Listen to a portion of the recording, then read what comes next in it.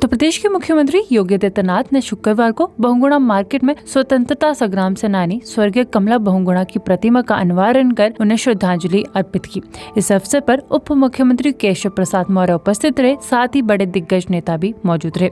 मुख्यमंत्री ने इस अवसर पर कहा कि वे बचपन में ही देश की आजादी के लिए कूद पड़ी थी। बचपन से ही ब्रिटिश हुकूमत के खिलाफ वंदे मातरम गाते हुए 8 वर्ष में ही उनकी पिटाई हुई थी। भारत छोड़ो आंदोलन में उन्होंने बढ़ चढ़कर भाग लिया। देश की आजादी के आंदोलन में वे जेल भी गई थी। मुख्यमंत्री ने कहा कि प्रयागराज का गौरव बढ़े, महापर्व के बारे में देश व दुनिया उंगली न उठा पाए, इसलिए 1954 में शिविर की शुरुआत स्वर्गीय कमला द्वारा की गई थी। योगी आदित्यनाथ ने कहा कि देश व समाज के लिए जान देने का जज्बा उनके मन में था। जानते हैं 1924 में इसी प्रयागराज की धरती पर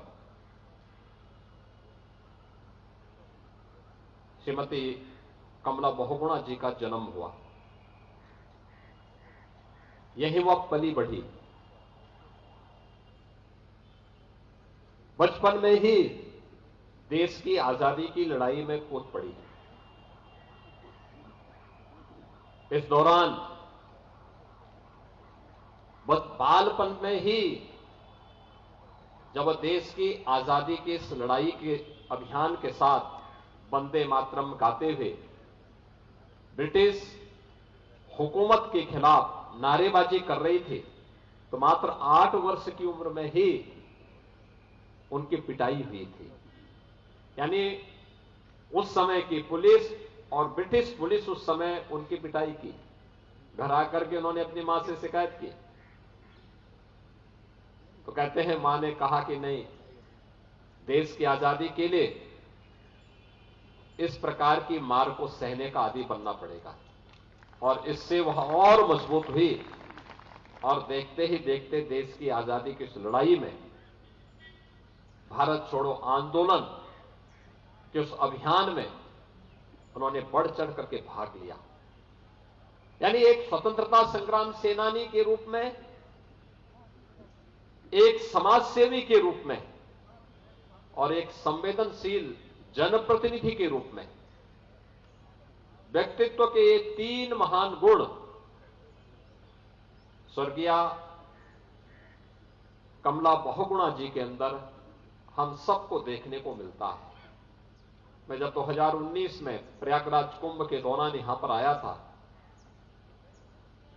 तब मुझे एक शिविर में जाने का अवसर प्राप्त हुआ था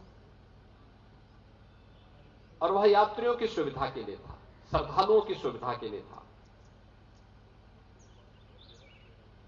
मुझे उस समय बताया गया कि यह जो शिविर है, इस शिविर की शुरुआत 1954 से श्रीमती कमला बहुगुणा जी ने किया था। अब याद करिए, 54, आज से 70 वर्ष पहले देश और दुनिया से आने वाले श्रद्धालु जनों की सुविधा के लिए हमें कुछ करना है, यह एक कल्पना हो सकती थी। अक्सर होता है, राजनेता वही करता है जहां उसको वोट बैंक की लालच होती है। लेकिन नहीं, मेरी सिटी का गौरव बढ़े, मेरे शहर के बारे में, मेरे इस महा पर्व के आयोजन के बारे में देश और दुनिया उंगली न उठाने पाए।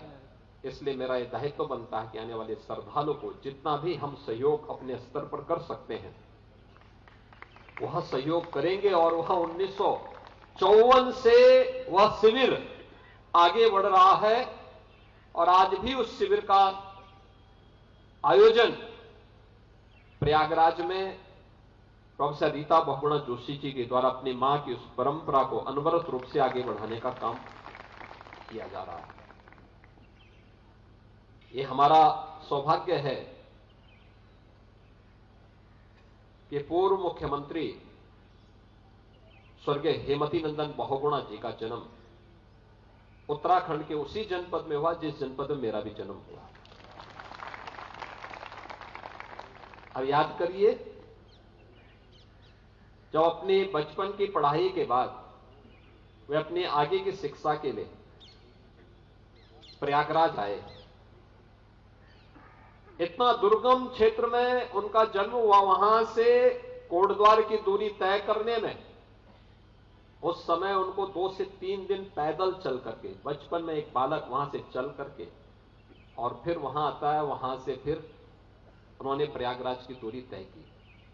और प्रयागराज की दूरी तय करते हुए प्रयागराज में न केवल उच्च शिक्षा अर्जित की, बल्कि देश की आजादी के आंदोलन में बढ़ चढ़ करके भाग लेकर के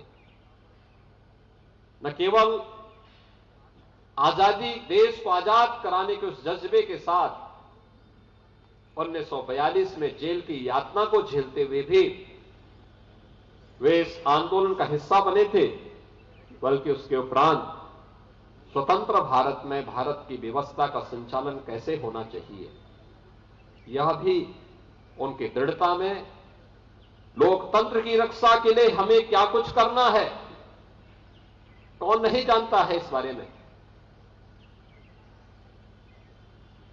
कि बहुगुणा जी तो उस समय मुख्यमंत्री थे, लेकिन उन्होंने सत्ता छोड़ी थी। श्रीमती कमला बहुगुणा जी जेल गई थी और फिर 1977 में सांसद बनी। यानी जहां पे देश का प्रश्न होगा, लोकतंत्र का प्रश्न होगा, उस समय हम लोग किसी भी मुद्दे पर आगे आकर के देश के बारे में सोचेंगे। यह जज्बा उस परिवार में रहा है। आज जब उनकी प्रतिमा का, यहां पर ये मेरा सौभाग्य है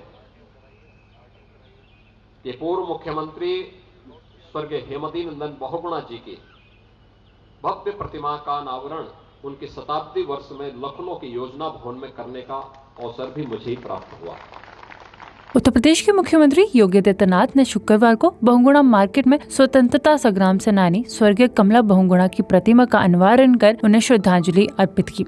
इस अवसर पर उप मुख्यमंत्री केशव प्रसाद मौर्य उपस्थित रहे, साथ ही बड़े दिग्गज नेता भी मौजूद रहे। मुख्यमंत्री ने इस अवसर पर कहा कि वे बचपन में ही देश की आजादी के लिए कूद पड़ी थी। बचपन से ही ब्रिटिश हुकूमत के खिलाफ वंदे मातरम गाते हुए 8 वर्ष में ही उनकी पिटाई हुई थी। भारत छोड़ो आंदोलन में उन्होंने बढ़ चढ़कर भाग लिया। देश की आजादी के आंदोलन में जेल भी गई थी। मुख्यमंत्री ने कहा कि प्रयागराज का गौरव बढ़े, महापर्व के बारे में देश व दुनिया उंगली न उठा पाए, इसलिए 1954 में शिविर की शुरुआत स्वर्गीय कमला द्वारा की गई थी। योगी आदित्यनाथ ने कहा कि देश व समाज के लिए जान देने का जज्बा उनके मन में था। जानते हैं 1924 में इसी प्रयागराज की धरती पर श्रीमती कमला बहुगुणा जी का जन्म हुआ। यही वह पली बढ़ी। बचपन में ही देश की आजादी की लड़ाई में कूद पड़ी। इस दौरान बालपन में ही जब देश की आजादी के इस लड़ाई के अभियान के साथ वंदे मातरम गाते हुए ब्रिटिश हुकूमत के खिलाफ नारेबाजी कर रही थी, तो मात्र 8 वर्ष की उम्र में ही उनकी पिटाई हुई थी। यानी उस समय की पुलिस और ब्रिटिश पुलिस उस समय उनकी पिटाई की। घर आकर के उन्होंने अपनी मां से शिकायत की, तो कहते हैं मां ने कहा कि नहीं, देश की आजादी के लिए इस प्रकार की मार को सहने का आदी बनना पड़ेगा। और इससे वह और मजबूत हुई और देखते ही देखते देश की आजादी की इस लड़ाई में, भारत छोड़ो आंदोलन के उस अभियान में उन्होंने बढ़ चढ़ करके भाग लिया। यानी एक स्वतंत्रता संग्राम सेनानी के रूप में, एक समाज सेवी के रूप में और एक संवेदनशील जनप्रतिनिधि के रूप में व्यक्तित्व के ये 3 महान गुण स्वर्गीय कमला बहुगुणा जी के अंदर हम सबको देखने को मिलता है। मैं जब 2019 में प्रयागराज कुंभ के दौरान यहां पर आया था, तब मुझे एक शिविर में जाने का अवसर प्राप्त हुआ था और वह यात्रियों की सुविधा के लिए था, श्रद्धालुओं की सुविधा के लिए था। मुझे उस समय बताया गया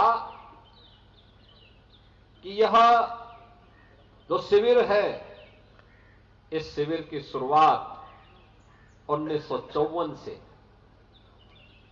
श्रीमती कमला बहुगुणा जी ने किया था। अब याद करिए, 54, आज से 70 वर्ष पहले देश और दुनिया से आने वाले श्रद्धालु जनों की सुविधा के लिए हमें कुछ करना है। यह एक कल्पना हो सकती थी। अक्सर होता है, राजनेता वही करता है जहां उसको वोट बैंक की लालच होती, लेकिन नहीं, मेरी सिटी का गौरव बढ़े, मेरे शहर के बारे में, मेरे इस महा पर्व के आयोजन के बारे में देश और दुनिया उंगली न उठाने पाए। इसलिए मेरा यह दायित्व बनता है कि आने वाले श्रद्धालु को जितना भी हम सहयोग अपने स्तर पर कर सकते हैं वह सहयोग करेंगे। और वह 1954 से वह शिविर आगे बढ़ रहा है और आज भी उस शिविर का आयोजन प्रयागराज में प्रोफेसर रीता बहुगुणा जोशी जी के द्वारा अपनी मां की उस परंपरा को अनवरत रूप से आगे बढ़ाने का काम किया जा रहा है। ये हमारा सौभाग्य है कि पूर्व मुख्यमंत्री स्वर्गीय हेमवती नंदन बहुगुणा जी का जन्म उत्तराखंड के उसी जनपद में हुआ जिस जनपद में मेरा भी जन्म हुआ। अब याद करिए, जब अपने बचपन की पढ़ाई के बाद वे अपनी आगे की शिक्षा के लिए प्रयागराज आए, इतना दुर्गम क्षेत्र में उनका जन्म हुआ, वहां से कोटद्वार की दूरी तय करने में उस समय उनको 2 से 3 दिन पैदल चल करके, बचपन में एक बालक वहां से चल करके और फिर वहां आता है, वहां से फिर उन्होंने प्रयागराज की दूरी तय की। और प्रयागराज की दूरी तय करते हुए प्रयागराज में न केवल उच्च शिक्षा अर्जित की, बल्कि देश की आजादी के आंदोलन में बढ़ चढ़ करके भाग लेकर के न केवल आजादी, देश को आजाद कराने के उस जज्बे के साथ 1942 में जेल की यातना को झेलते हुए भी वे इस आंदोलन का हिस्सा बने थे, बल्कि उसके उपरांत स्वतंत्र भारत में भारत की व्यवस्था का संचालन कैसे होना चाहिए, यह भी उनकी दृढ़ता में, लोकतंत्र की रक्षा के लिए हमें क्या कुछ करना है, कौन नहीं जानता है इस बारे में कि बहुगुणा जी तो उस समय मुख्यमंत्री थे, लेकिन उन्होंने सत्ता छोड़ी थी। श्रीमती कमला बहुगुणा जी जेल गई थी और फिर 1977 में सांसद बनी।